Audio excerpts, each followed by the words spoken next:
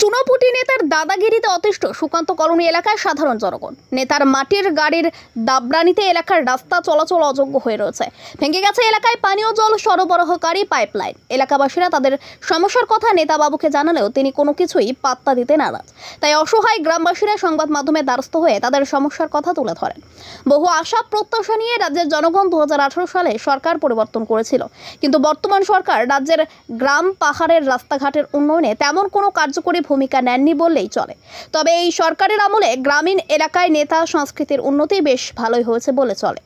যারা শাসক দলের স্টিকারটিকে কাজে লাগিয়ে একদিকে সরকারি কিংবা বেসরকারি অনুষ্ঠানে সমাজসেবক হিসেবে আসন অলংকৃত করেছে, অন্যদিকে সাধারণ মানুষদের শোষিত বঞ্চিত করার মধ্য দিয়ে নিজেদের দাদাগিরি জাহির করে যাচ্ছে, এমনই এক নেতা অমরপুর বিধানসভা কেন্দ্রের নতুন বাজার সুকান্ত কলোনি এলাকার বাসিন্দা রবীন্দ্র দাস ওরফে মহন্ত। শাসক দলের মণ্ডল সভাপতি স্নেহধন্য হওয়ার সুবাদে সে বিগত কয়েক বছর যাবৎ এলাকায় দাদাগিরি করে যাচ্ছেন বলে অভিযোগ। প্রশাসনকে বৃদ্ধাঙ্গুল দেখিয়ে পুকুর ভরাট সহ বিভিন্ন অনৈতিক কাজ বছরের পর বছর চালিয়ে যাচ্ছে ওই চুনোপুটি নেতা। কেউ কিছু বলেই তাকে দেখে নেওয়ার হুমকি দেওয়া হচ্ছে। সম্প্রতি সুকান্ত কলোনি একটি এলাকায় পুকুর ভরাট করার কাজ নেয় রবীন্দ্র দাস ওরফে মহন্ত। নেতাবাবুর মাটি বোঝাই গাড়ি গ্রামের ইট সোলিং রাস্তা দিয়ে দ্রুত গতিতে চলাচলের ফলে রাস্তাটির অবস্থা খুবই খারাপ হয়ে পড়ে। রাস্তার ওপর অতিরিক্ত মাটি পড়ে বৃষ্টির জলে রাস্তা কর্দমাক্ত হয়ে পড়েছে। পায়ে হেঁটে কিংবা বাইক নিয়ে ওই রাস্তা দিয়ে চলাচল করা অসম্ভব হয়ে পড়ে।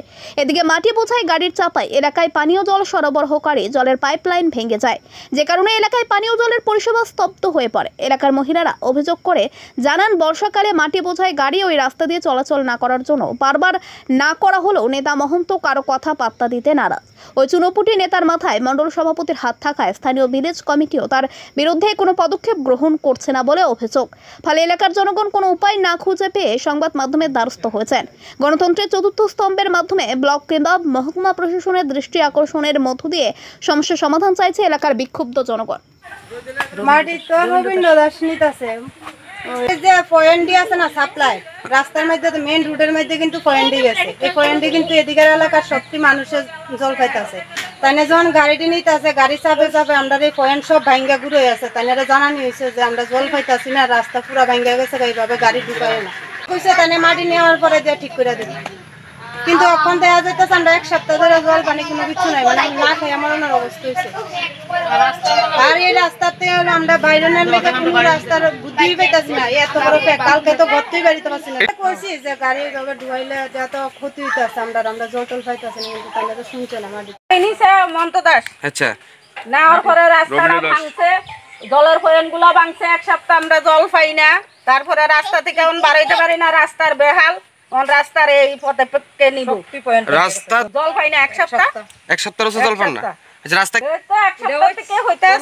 আপনারা কেউ জানাইছেন নি? আমরা কেউ জানাইছি বলতে যারা নিচে গাড়ি নিচে আনছে তারারে জানাইছি। তারা কি কইছে? তারা কইছে রাস্তার টেস্ট দিয়ে গাড়ি নে। মন্ত দাস, কৃষ্ণবণী। আচ্ছা আপনারা এই কত